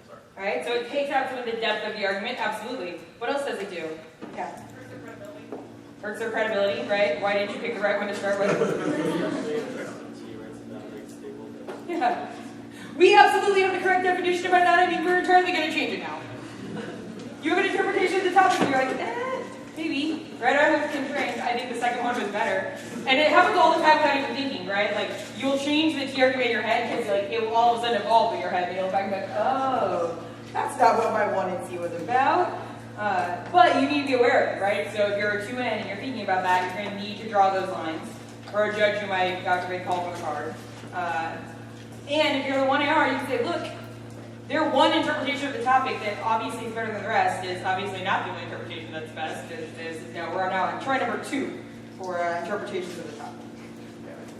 In this regard, after every negative debate, you should go back and look at what happened and see what you should do. And I think it would be to the benefit of the negative on that T argument to slightly modify the shell so that it includes this, not just have to specify, but must do more than remove a barrier.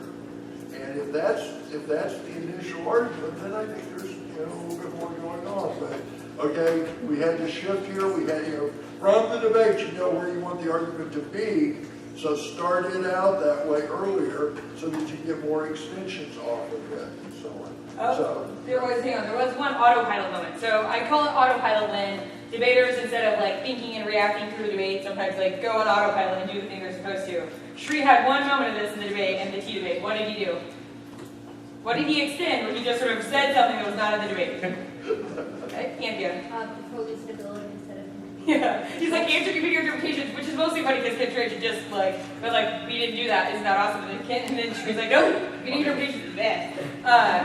Which is mostly funny, and it's going to happen, and that's because, to both his credit and detriment in this moment, he had written 1AR blocks. 1AR blocks good, right? But you're always going to have a moment of that in the debate. The question is, can you avoid it sometimes? And considering there was only one moment in his speech, I think that's pretty okay. But you should think about that. How many times have you answered something that was an argument they did not make? Because it happens to everybody. But obviously the goal is to minimize that kind of thing. One, because time is of the essence. And two, because you all have the moment where, wait a minute, that wasn't part of that debate. Does that make sense? So don't go on autopilot too much. What would you go for if you had the 200? How many of you would go for Tom Kelly? So confused. How many of you go for the disadvantage case? Is that because you know that's what he's about to do? You just copied Chris Gross and he did. 5 new sheets, please. Didn't have time to answer all those 10 strangers.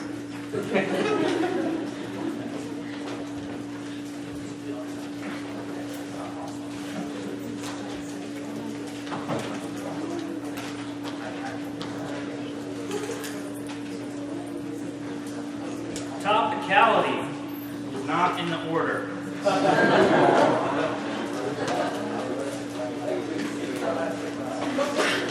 GBA.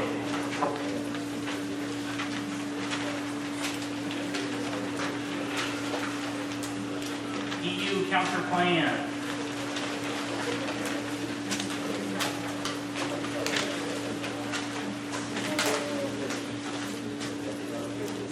Climate hoax.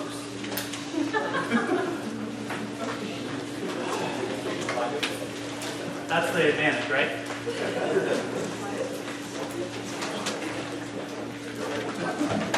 I think that was it.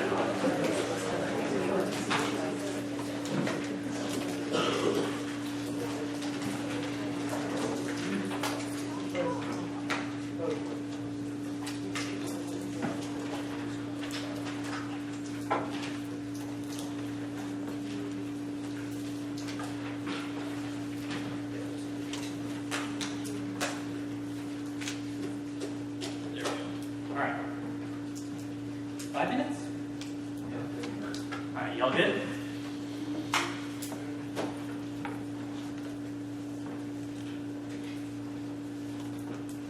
Existence is at risk. The impact is desperate. Massive nuclear war triggered by a quickly dying CCP as a result of passing the affirmative. There is zero evidence that warming accesses our impact. A crucial 1 hour mishap, and certainly not with enough time. Vote negative to live to fight another day. Worst case scenario is you need to wear a little extra sunscreen. The only defect is a sentence that Asia isn't the whole world, but don't pretend that the impact would not have terrible consequences for the entire planet, including the concession of the 1 hour causes warming.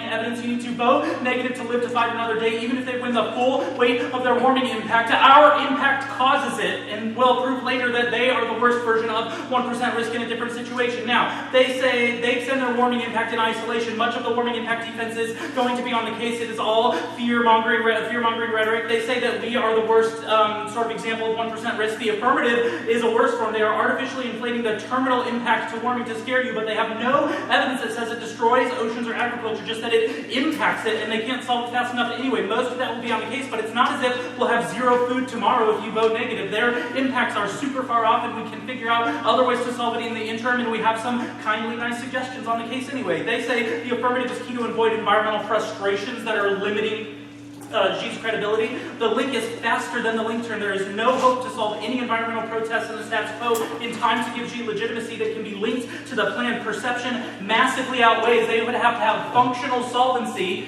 and appease all of the protesters in the status quo in order to boost legitimacy later. In the interim, G is selling the plan as the new era of great power relations and ushering them in and angering nationalists in China that think that that is just appeasing U.S. interests in being incorporated into the neoliberal international order. They say CCP will not collapse and that other stuff should have triggered the link. First of all, they've conceded a 1 hour overview argument that CCP collapse is not necessary for the impact, especially turning the case. It would create political turmoil in any event, increase Chinese adventurism. Even if the CCP doesn't collapse, it inflames tensions and leads to miscalculation and war. That was an overview to the 1 hour. No answer. Western bias is an accusation by Tree without merit to our evidence. The story is that Xi will sell the plan as ushering China into new great power war, which inflames anti-U.S. sentiment that sees it as cooperation rather than China dominance. Is that all right, Michaela? Yeah, also low threshold for the internal link on the breakdown. Low threshold for the internal link, on the brink now, crossed by the 1NC uniqueness evidence that gives a better contemporary evaluation of CCP internal stability. All their historical evidence is irrelevant with a new president 50 years later. None of it matters to contemporary politics. All right, EU. Conditionality is amazing. They only have a couple of impacts. That it splits time allocation. Time allocation is an inevitable skill, whether negative kicks counterplans or not, and then it avoids in-depth debate about the EU counterplans, which we conceded. The EU counterplan was bad. International counterplans being bad takes out the EU counterplan. It's not a reason to vote affirmative. It's not a reason to vote affirmative, just a reason the counterplan goes away. And their impact is in-depth debates about a bad counterplan. There's no impact at the end of the day. They conceded logical policymaking. As decision makers, you would never forego the status quo as an option. You don't have to be stuck by voting between two bad policies. You can always stick to the status quo if you think it's a better option. They say risk aversion is good. Risk aversion is terrible for argumentative testing. They want us to assume that we have truth entering the debate, but conditionality is key to test that truth. Picking and choosing is an important skill, including how the 2AC spends their time, irrespective of what will be kicked later. They should have made the best version of their arguments no matter what. Not a voting issue. Warming. Smoke and mirrors, again, Paris solves all of these arguments. There is no evidence that Paris does not have momentum. They have a bunch of evidence that indicates that there are an exchange of agreements and ideas between the US and China in the status quo, and that they should solve warming, not that lifting the solar tariff is key. Conspicuously absent in all of their Paris Agreement uniqueness evidence is any discussion of renewables, solar energy, or tariffs specifically. It is certainly sufficient enough to solve adaptation in the short term. Now they say meat consumption is not enough. Meat consumption wasn't even really part of the Paris commitments. That is just extra on top of commitments that decrease fossil fuel consumption without direct cooperation between the US and China. In order to solve the status quo. Costello, they did not bring in any of the index from the CX about the scientists being quoted internally in the evidence, so you can't weigh that at the end of the debate. And their quotes IPCC is just,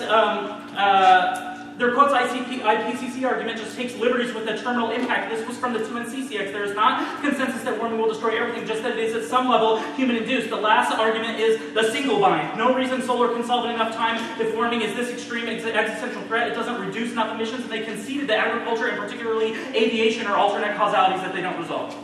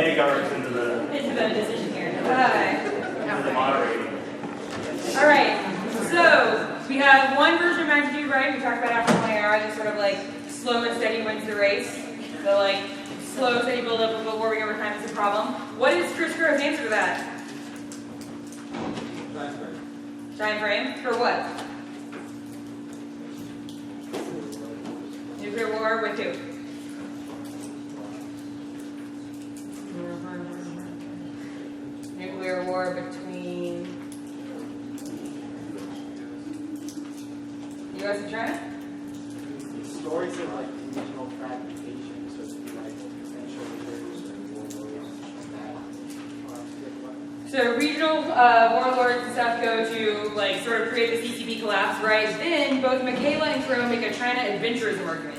What does it mean for China to be adventurous?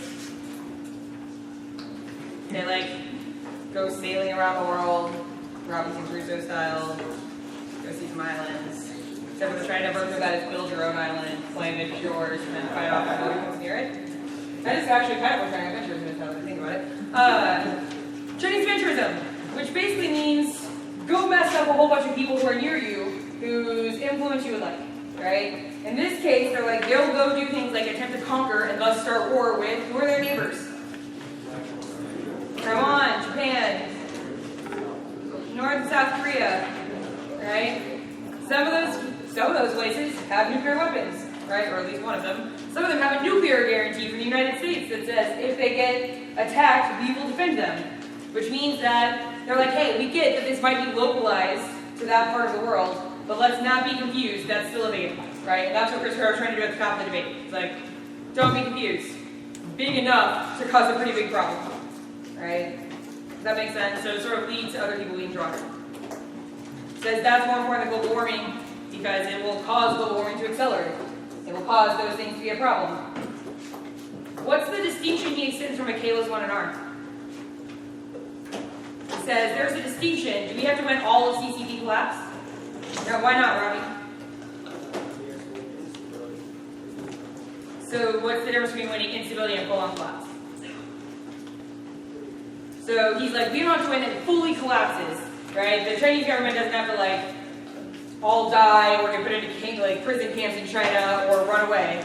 There can just be instability. What is the difference? Like, why would instability be sufficient to solve their internal or cause like this?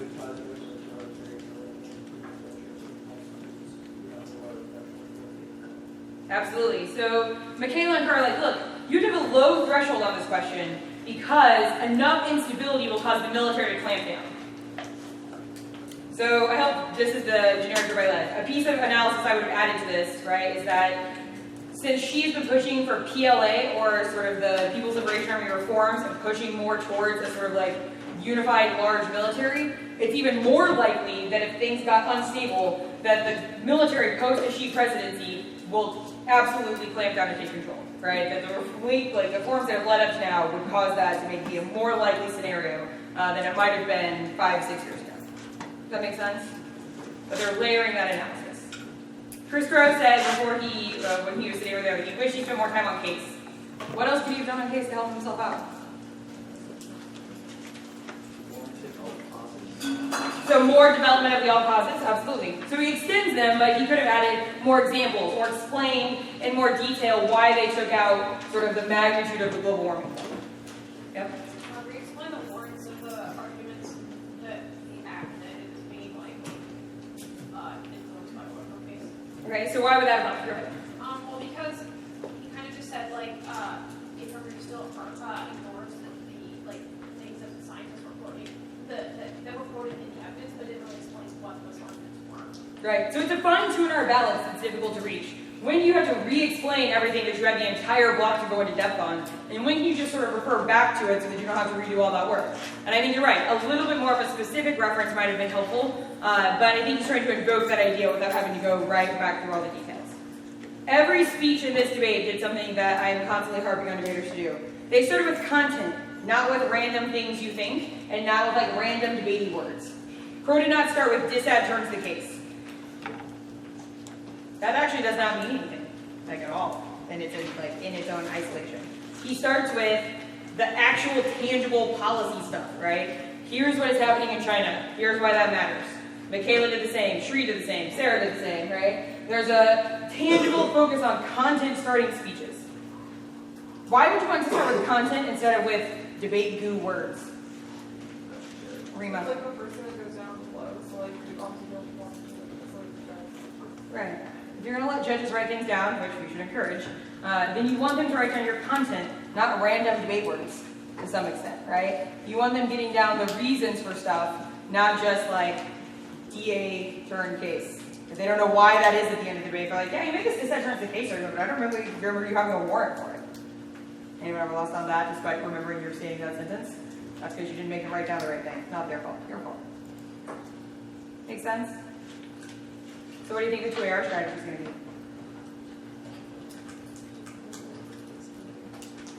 Case outweighs. That's what they got, right? Is it bad that they have one real option going into the 2AR? No. Not bad at all. Why isn't it bad? We tend to think of wanting more options. Why is it okay that Sarah has a very clearly defined 2AC, 2AR strategy right now? She knows exactly what she has to say to win. So if you've ever confused yourself with the 2A, right, you're like, I do too many things. Lots of details. Don't know which of those things matters most. Done it. Did it as 2A. Sure can train, try to judge it. What else? Why else would it be good to have a sort of defined focus? This is what we have to go for. Yeah. God forbid we have well-developed, lots of clashing arguments. Right?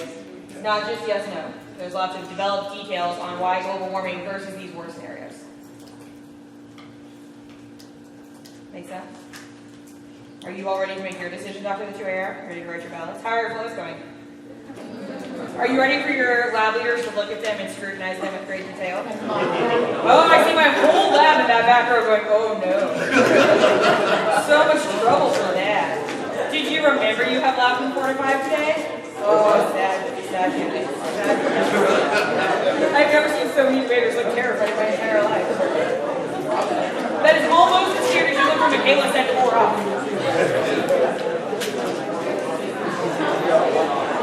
All right, 2AR, and then you're going to write down ballots to make a decision. You should expect your lab leaders to see both flows and decisions.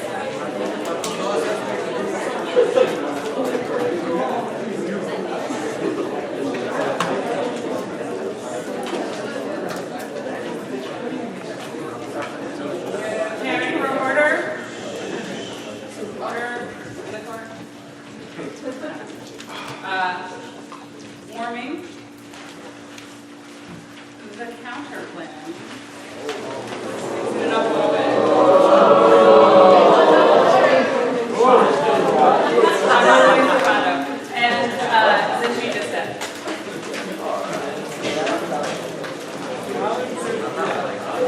And then the TPP just said no. The she just said.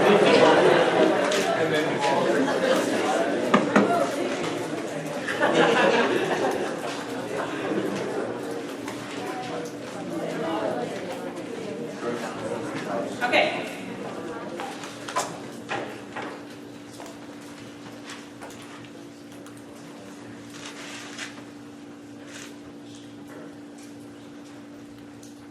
Warming causes extinction. 2NR has conceded that it causes ocean acidification, which means that we will not have food to live off of, and it also causes lots of animals to die. It also collapses agriculture and causes those oceans to be a lot higher. Lots of places to be underwater. Paris is a framework that requires further agreements in the future. The plan is the momentum toward that. The status quo means that there is no movement towards those things. All of the other things, all the causes that the negative has cited are reasons why we need the plan, because otherwise the U.S. is not doing anything. That means that we will never solve those things. Yes, those things might happen. The only chance of solving them is the plan. He says it's smoke and mirrors, but there will be a lot of smoke because there will be forest fires and other things that are happening in the world of climate change. Yes, so he's right about that. He says that the agreement will not be able to solve, but it does solve because it creates a lower price on solar tariffs and also proves that the U.S. is willing to be cooperative on climate change. And it also proves that we will take other actions in the future. He says adaptation will solve. No, it won't if we don't have the Paris Agreement and the U.S. is not willing to do anything. It's a global problem only if the U.S. and China work together, which they have not done effectively in the past and have set up a framework for, but the plan is part of that framework. Will these things ever happen? There's only a chance of living in the world that is not super hot, the oceans are acid and we're underwater, if you go down. They have also considered our Wagner evidence consistently throughout this debate, which says that the probability of warming times the magnitude means that it outweighs all other impacts, including nuclear war, because it is something that the magnitude of which plus the probability, or time multiplied by the times by the magnitude, is much bigger than nuclear war. He says our scientists, his scientists are great, but his scientists are terrible. They are funded by the Koch brothers, who are total tax and own coal companies. This is extended in the 1AR. Our scientists are better. They're from the IPCC, and they're plus, they way out, they outnumber these. They say that, something about liberties, I don't know. This sounds like Republican hackery, and should be totally, should prove my point about the Koch brothers. They say solar doesn't solve fast enough. Yes, it does. And only because it decreases the cost and creates innovation, there's only a chance of this if we vote out. Exactly. Sri, when kicking out of the U.S.-China relations add-on, conceded that U.S.-China relations were resilient, and he made the argument that no, that should restrain the spillover any conflict of that results from CCP adventurism or collapse. So that means that at best the impact of the disadvantage is regional and probably is just within China itself. There's no nuclear war, there's no adventurism. All of these impacts are largely minimized by the fact that the U.S. and China can work together and solve any of these problems. The dissent.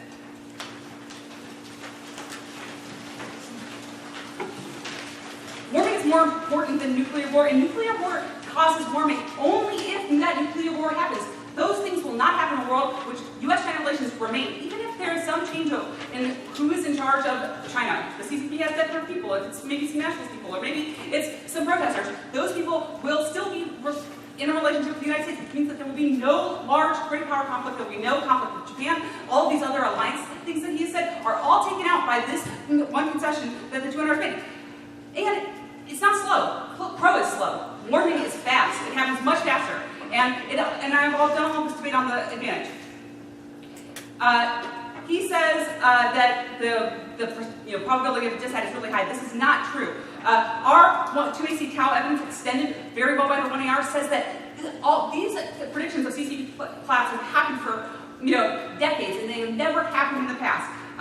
The Cultural Revolution, Tiananmen Square, all of these other things prove that the authoritarian, not democratic system of China, I'll cite John Turner on that, proves that there is just no chance that one reform that Xi is doing now, why is this reform key? Why is this the thing that will cause China to lash out and end the world? It definitely won't. Which proves our argument that I made on the case about Wagner, about the probability times the magnitude, right? Yes, maybe the magnitude is sort of big, but the probability is super low because lots of these things have happened before and they're not a democracy, and so it won't collapse. Oh, and also, their evidence is biased because it assumes that legitimacy equals effectiveness, which is not true. In an authoritarian system, these things are more resilient. They can just say, hey, we'll still be in power, and they are. Which means that the case outweighs.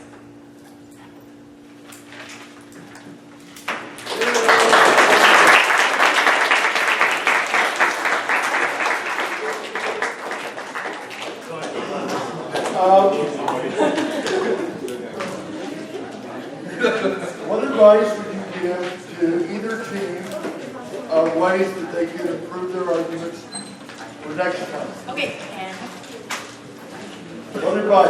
perfect. Yeah. Oh, shh. In light of the argument about how they're often to say that warming will what means extinction was for your anthropogenic, if they have a little more work on that, you can give a little more leeway by research into the So you need a little more on point to extinction. Okay? What else? Yeah. I thought the ocean acidification actual debate was a bit of a wash, just because no one was really talking about the scenarios or why it would or wouldn't happen. Both sides were just insisting that the other side dropped it. Now you just can't get any sort of how it's going to happen. So, okay. Other advice? Yeah. I think one of the arguments that is not settled by Furman, especially yesterday, is why short minerals are faster. They just make this, it's just a good claim. I don't know why. And I think that the negative explains at least there wouldn't be more the cost effectiveness, etc. I think just generally, I think the first advantage could be rewritten to tell the story a little bit more. I put a lot less emphasis on that, okay, the tech diffusion of solar panels does not make a whole lot of sense to me. Because the only place that the cost is a barrier is in the U.S. because we're the only ones with the tariff. So it wouldn't increase diffusion of Chinese solar panels elsewhere. But it is a big barrier to cooperation. So I think I'd spend this, and they would help. But not that solar panels are necessary to solve, but this would facilitate. And spin the story more for cooperation. What's this business about Paris? Well, yeah, I think there's good advice to both teams on this Paris issue. Yeah.